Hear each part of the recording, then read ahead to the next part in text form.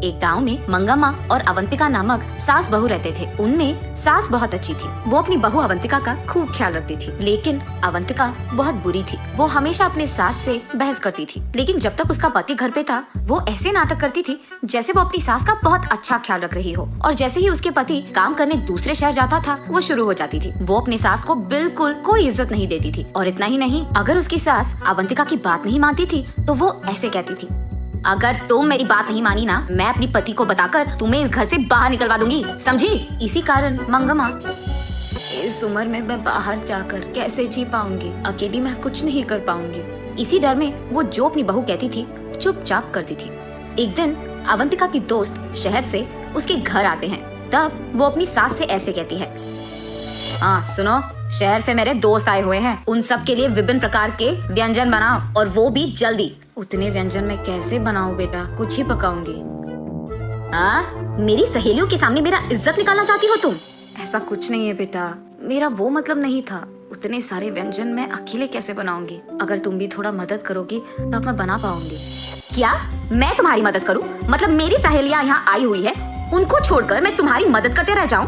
तुम जरूर ये सब मेरे दोस्तों के सामने मेरी इज्जत निकालने के लिए कर रही हो ना? अरे रे बेटा, मेरा ये मतलब नहीं था। ठीक है, मैं वो सारे व्यंजन बना दूंगी, तुम जाकर अपनी सहेलियों से बात करो। ये कहकर मंगम्मा वहाँ से जाकर रसोई घर में एक के बाद एक व्यंजन बनाने लगती है। और यहाँ अवंतिका उसके सहेलियों के सामने, देखा तुम लोगों ने, मैं मेरे सास को मेरे काबू में रखती हूँ। मेरी सास तो मेरे सामने अपना मुंह भी खोलती नहीं है, मैं जो बोलूँ वही सुनती है, एकदम कुत्ते की तरह। हाँ। ऐसे वो उसकी सास का मजाक उड़ाती है। उस सारी सहेलियों में से एक उसे देख ऐसे कहती है, अरे सुनो, इस उम्र में अपनी सास को इतना काम देना ठीक नहीं लग रहा मुझे, और वो अकेली इतने सारे काम कैसे करेगी अवंतिका? ऐसे पूछती है। ए तो चुप कर, अगर हम ऐसे नहीं रहेंगे ना तो ये सब हमारी सास ना हमारा फायदा उठाएंगी, हमें उनके काबू में कर लेंगे और उनका कहना हमें मानना होगा। मैं ऐसे नहीं रह सकती। हाँ, लेकिन ऐसे बूढ़ी औरत को मेहनत करवाना मुझे अच्छा नहीं लग रहा। और वैसे अगर तुम्हारे पति को ये सब पता चला तो सोचो क्या ही हो जाएगा। अरे चल, कुछ नहीं होगा, यहाँ जो कुछ हो रहा है कहीं और बैठे मेरे पति को कैसे पता चलेगा? तू भी ना। अरे पर तुम्हारी सास तो बोल सकती है ना। हाँ, नहीं बोलेगी। क्यों नहीं बोलेगी? क्योंकि मैंने उसको धमकाया कि वो अगर एक भी बात उसके बेटे से बताएगी तो मैं उसके बेटे से खुद उसे बाहर निकलवा दूंगी। हाँ, और वैसे मेरे पति के सामने मेरा एक्टिंग ना ऐसे वैसे नहीं रहेगा, एकदम फाड़ कर रखी है मैंने। ओह, तो ऐसे तुम दोनों को उल्लू बना रही हो। इन लोगों की सारी बातें छुपकर पीछे से उसकी सास सुन लेती है और तब वो फैसला करती है कि उसकी बहू को सबक सिखाना ही होगा।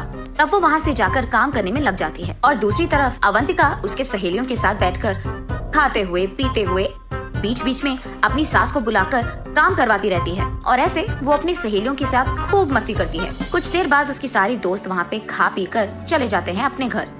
तब अवंतिका, क्यों सासू माँ, कहाँ पे हो? यही तो हूँ बेटी, क्या चाहिए? घर में बहुत कचरा है, उस रूम में पड़े हुए गिलास और प्लेट निकाल कर कचरा बाहर फेंक दो और घर पूरा साफ कर दो, समझी? तब तक बहुत काम करने के कारण मंगम्मा बहुत थक जाती है, लेकिन अब वो कुछ कर भी नहीं सकती थी, इसीलिए उसकी बहू के दिए हुए सारे काम एक के बाद एक खत्म करती है। वहाँ से कचरा फेंक के वो घर पूरा साफ कर देती है। अगले दिन मंगम्मा उदास बैठे रहती है। तब पड़ोसी घर की बेटी अमृता वहाँ आकर उससे ऐसे कहती है, दादी दादी, ये लो मिठाई, खाओ ना, आज मेरा जन्मदिन है, ऐसे कहती है। पर ये सब मंगम्मा नहीं सुनती है, अपने ख्यालों में खोई रहती है। तब अमृता दादी दादी ऐसे जोर से पुकारती है। तब मंगम्मा होश में आकर, बोलो बेटी अमृता, यहाँ कैसे आना हुआ?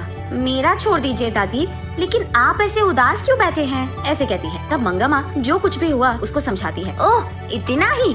इस समस्या का उपाय तो मेरे पास है। बस आज के लिए जो भी तुम्हारी बहू तुमसे कहती है ना वो काम कर लो और कल से ये नौबत तुम्हें नहीं आएगी। तब मंगम्मा, ऐसे कैसे अमृता, ऐसे क्या कर लोगी तुम? अरे वो सब आप मुझ पे छोड़ दीजिए दादी, मैंने कहा ना कि मैं संभाल लूंगी। ये कहकर अमृता वहाँ से हंसते हुए चली जाती है। इतने में अवंतिका वहाँ आकर पहनी हुई कपड़े सारे मंगम्मा के मुँह पे फेंक कर, सुनो, ये सब धोकर इस्त्री करके मुझे वापस करो। अरे घर में तो वॉशिंग मशीन है ना बेटा, उसमें डाल देती। ये कपड़े अगर वॉशिंग मशीन में डालेंगे ना तो खराब हो जाएंगे, तुम पहले काम करो ना। हाँ ठीक है बेटा, धो लूंगी। मंगम्मा उन सारे कपड़ों को अच्छे से धोकर उन्हें सूरज में सुखा करके उसके बहू के पास ले जाती है। ये लो बेटा, सारे कपड़े धो लिया मैंने। अच्छा, तो फिर कपड़े को तय कौन करेगा? मैं? उनका इस्त्री करके अलमारा में लगा दो। उसकी बहू की बात मानकर वो उन सारे कपड़ों को तय करके उनका इस्त्री करके अलमारा में लगा देती है। अगले दिन मंगम्मा का बेटा शहर से घर वापस लौटता है और आते ही अवंतिका, अवंतिका, कहाँ हो तुम? ऐसे जोर से चिल्लाता है। अचानक उसके पति का आवाज सुनकर अवंतिका डर के मारे भागते हुए रसोई घर में जाकर वहाँ खाना पका रही उसकी सास से ऐसे कहती है, सासू माँ, आप बाहर जाकर आराम कीजिए, खाना मैं बना दूंगी। ऐसे वो मंगम्मा को बाहर भिजाकर हाथ में चम्मच लिए ऐसे नाटक करती है जैसे वो पूरा काम कर रही है। ऐसे ही वो बाहर आकर, क्या हुआ जी, आप एक भी बात बताए बिना घर आ गए? इतनी देर से बुला रहा हूँ, अब आई तुम बाहर? इतनी देर से अंदर क्या कर रही थी? ऐसे पूछता है गुस्से में। वो मैं खाना पका रही थी जी, सुबह से सारे काम कर करके मैं थक गई। हाँ हाँ, मैंने देखा है कितना काम कर रही हो तुम। ये क्या ऐसे बात कर रहे हैं? ऐसे वो मन में सोचती है।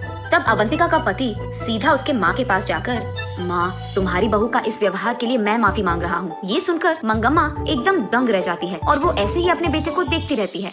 अरे ये क्या कहते हैं आपने? मैं तो सासू माँ की कितनी अच्छी ख्याल रख रही हूँ, उनका देखभाल मैं ही तो करती हूँ, ऐसे कहती है अवंतिका। हाँ हाँ, ये भी देखा मैंने कि तुम माँ की कितनी अच्छी ख्याल रख रही हो। ये कहकर पॉकेट में से एक मोबाइल निकालकर उसमें एक वीडियो अवंतिका को दिखाता है। उस वीडियो में अवंतिका अपने सास से कपड़े धुलवाना, उनका इस्त्री करना, तय करना, ये सब दिखाई देता है। ये देख मंगम्मा को समझ आता है कि ये सब अमृता का किया है और ये समझकर वो अपने आप में खुश हो जाती है। मगर दूसरी तरफ अवंतिका को ये नहीं पता चलता है कि ये सब किसने किया है, लेकिन वो अपना गलती मानकर चुपचाप खड़ी रहती है। उसके बाद अपनी गलती का एहसास होने के कारण वो अपनी सास का बहुत अच्छा ख्याल रखने लगती है।